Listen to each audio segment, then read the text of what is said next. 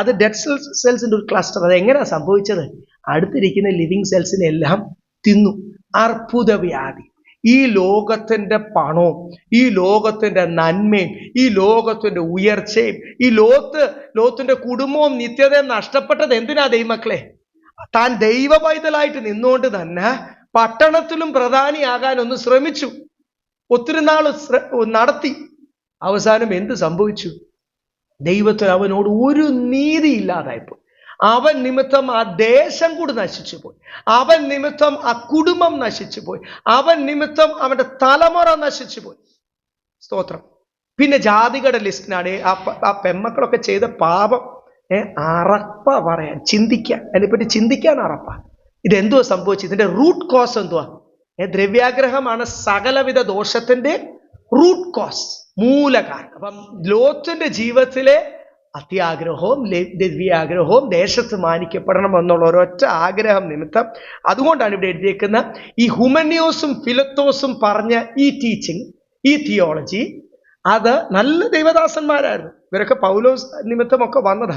തിമോത്തിയോസിനോട് പറയുക, യഹോവയായ ദൈവം ഓരോ പ്രാവശ്യം അങ്ങനല്ലേ, അവർക്ക് പറ്റിയ പോലെ നിനക്ക് പറ്റല്ല. ഇസ്രായേലിന് പറ്റിയ പോലെ യഹൂദിയോട് പിന്നെയും പിന്നെയും പ്രവാചകന്മാർക്കൂടി സംസാരിച്ച നിന്റെ മൂത്ത സഹോദരിയായ ഒരു കമ്പാരിസൺ, അവിടെ ഒരു അലങ്കാര ഭാഷ ഉപയോഗിച്ചുകൊണ്ട്, ഇസ്രായേലിന് പറ്റിയ പോലെ യഹൂദ, യെരൂശലേം നിന്നിലുണ്ട്, നിനക്ക് പറ്റല്ല, നീ ജാതികളുടെ വഴികളിൽ നടക്കല്ല. പല പ്രാവശ്യം ദൈവത്തിന്റെ ആത്മാവ് യെശയ്യാവിൽ കൂടി യിരെമ്യാവിൽ കൂടി പറഞ്ഞിട്ട് കേട്ടില്ല. എസ്കേലിന്റെ സമയമായപ്പോൾ എന്തായി തീർന്നു?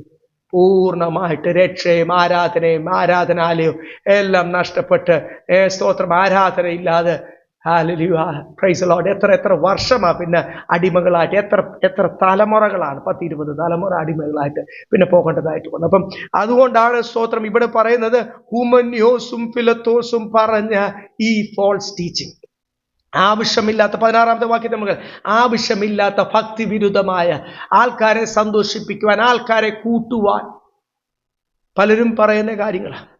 ഈ ആൾക്കാർക്ക് വേണ്ടി കരഞ്ഞോണ്ടോ, ആൾക്കാർക്ക് വേണ്ടി ഇങ്ങനെ ചിരിച്ച് പറഞ്ഞോണ്ടോ, ഇങ്ങനെ ചിലർക്ക് ഇങ്ങനെ പറയാൻ നല്ല ഇതാ ഒക്കെ ചെയ്തു ആൾക്കാരെ സന്തോഷിപ്പിക്കുന്ന പറഞ്ഞുകൊണ്ടോ ഒന്നും ആരും സ്വർഗത്തിൽ പോകത്തില്ല.